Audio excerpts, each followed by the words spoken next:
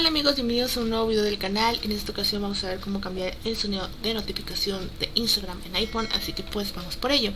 Bien, vamos a abrir la aplicación de ajustes en tu iPhone. Toca sonidos y vibraciones.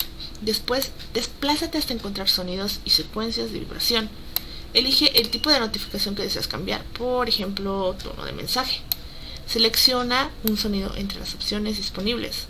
Confirma tu selección tocando el tic azul junto al sonido seleccionado. Y bueno chicos, de esta forma vamos a poder cambiar el sonido de notificación de Instagram en iPhone. Espero les haya ayudado. Si necesitan más ayuda pueden dejarlo aquí en los comentarios. Y si quieren más videos como este, síganos en nuestra cuenta de YouTube.